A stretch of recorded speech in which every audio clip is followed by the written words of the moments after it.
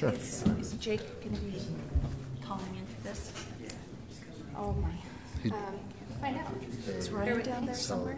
They gave it, or he gave it to the city, and the city wiped it all. And then, Give me just a moment, I'll find out. but this is actually my personal one because I haven't uploaded that yet. But I have this one with. So. He did. Oh my I gosh. get our little. Yeah. I was supposed to remind Ryan to call him. Sorry. Yeah. I just. So yeah, see, I'm all good to go. He's calling in. That's too bad.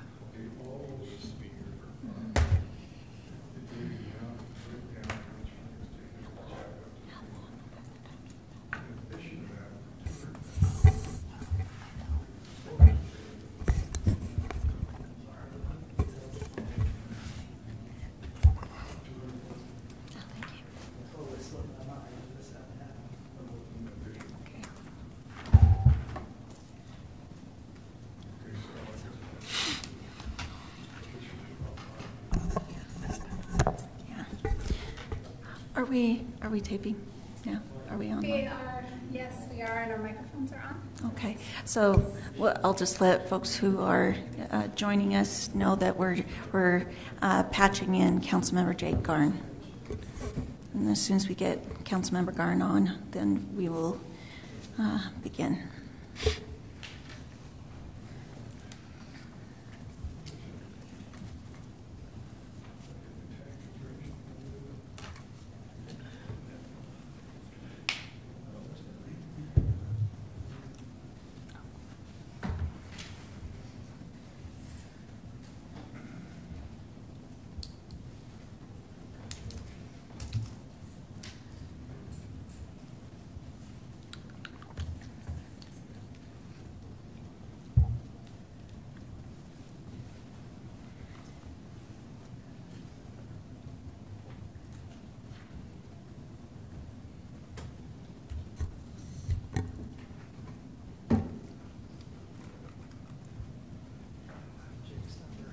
I think I might.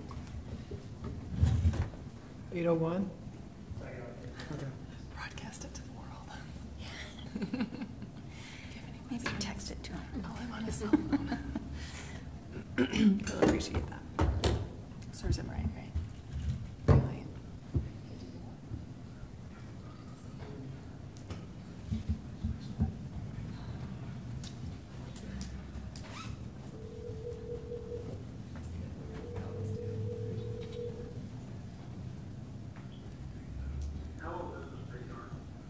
Jake, I'm just setting you up.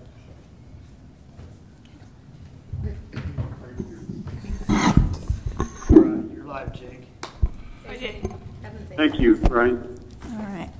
Okay, we'd like to call the public hearing for our Truth in Taxation to order. And the first thing that we're going to do is we're going to have a quick presentation from our city manager, Shane Scott, to just give an overview of what Truth in Taxation is, what we're proposing, and then after that, it will be the residents' opportunity to address the council. You have 3 minutes to address the council. I do want to emphasize that unfortunately, we cannot answer you back. So it is your time to talk to us. If we have time remaining, we'll shut down the meeting and then hopefully come and talk to you individually. We'd be glad to answer questions afterwards. All right, Shane. Thanks, Mayor. Happy to kick this off. As you know, the Truth in Taxation is the process by which the state legislature has set up for any time a city chooses to diverge from the certified tax rate given to us by the county. So in this case, anytime a city does that, we must go through this process. And of course, one of the most important parts of that process, if not the most important, is the public hearing. In our case, we have proposed to keep the certified tax rate level with last year. This would allow us to capture any increases in value in any homes as appraised by the county assessor's office. And so through that, we'd be able to capture, I think we have budgeted in approximately $160,000 for that increase. So that's why we're here today. And we, as you mentioned, Mayor, the public hearing is for our opportunity to hear from the public. And I would, I guess, let them start that now. Yes, and I do want to mention, I've had a couple of questions from folks saying, well, what will this money go to? This money is going to go to capital improvements. We have needs with our old library, making sure there's enough office space here in this building. So capital improvements is what it would be set aside for. All right. Did I have a list for this? No. All right. So we open the time up for whoever would like to speak.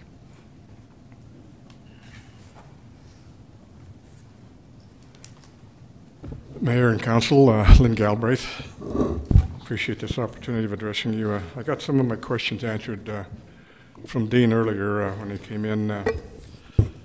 I have some concerns.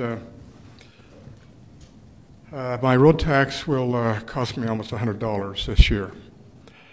And I don't know how much this truth and taxation hearing will also raise my property tax. I have a concern when the city raises taxes that they take into consideration the people they're taxing. Guys like myself are retired, and I'm on a fixed income. So every dollar that is taxed is a dollar that I cannot replace because I don't get cost of living increases or anything like that. I'm better off than most, and so I would hope that you would consider people that aren't so well off. I'm a little dismayed that you're going to do this every year. So every year my taxes are going to go up, and I don't know if that's really right. I think that the city should look at their expenditures before they decide to hold a truth and taxation hearing. I also would encourage the city to look at cutting expenses. When I was on the council, they were always talking about raising taxes, and I said I'm willing to do that if we can cut some expenses. And there's not a entity on earth that can't cut expenses. So I wish you'd kind of look at that before you raise taxes. Kaysville is notorious for just raising taxes and never cutting expenses, so I hope you'll do that. I want you to know I'm not against taxes. As long as they're fair and judicious, and if they're an excessive amount, such as buildings and so forth that require bonds, that the citizens have the opportunity to give approval or disapproval on it, and avoid doing what the previous council did and doing an end run around us. Thank you very much. Thank you. Thank you. All right. Mr. Lewis. My name is Brig Lewis. I haven't been up to harass you folks for very long. It's been a while. I am against the raising of taxes. Now, Shane, when he got up here, he said that there's a slight increase. When I look at my property tax bills, there's two numbers for this year. He never addressed two. He only mentioned that it was just the appraisal value of the property. But there's two different numbers on there for Kaysville. One's only like a 2% increase. The other one's more like a 5% increase. I don't know what those were, and he should have addressed that one. And but I'm against that simply because there's ways that we can reduce spending.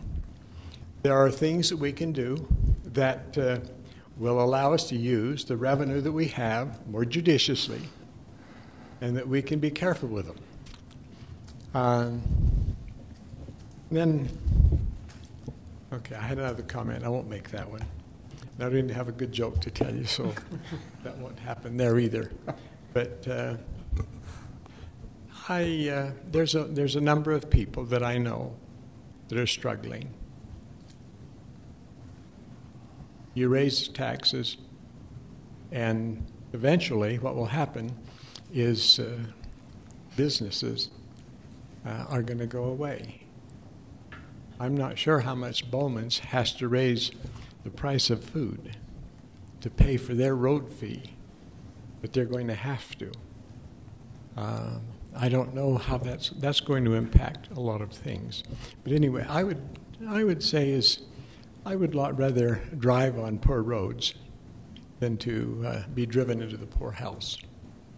There are some places in this country that are literally digging up their paved streets and going back to gravel streets because the maintenance is lower. But we should give some consideration to the citizens. Thank you. Thank you. Thank you. Anyone else? Thank you.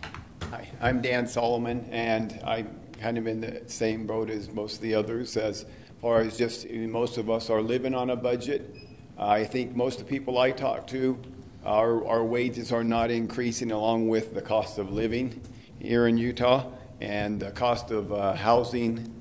I mean, even without a raise in the taxes, every year the property value is assessed more to where it's $100 or so more every year, and I keep seeing that increase, but yet I don't have the increases in my wages, yet, you know, I have to live within a budget and would ask for you to consider that as well, living within the budget you have, being wise and cutting expenses where you can. Understand you have that responsibility, and you're doing that on your own as well as trying to do that for the city. So I kind of echo what Lynn Galbraith says as well. So appreciate you considering that. Thanks. Thank you. Thank you. Anybody else?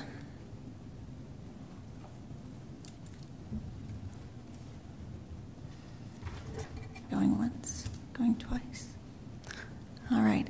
I will close the public hearing, and then we'll have about half an hour until our next hearing. All right. Thank you. 20 minutes.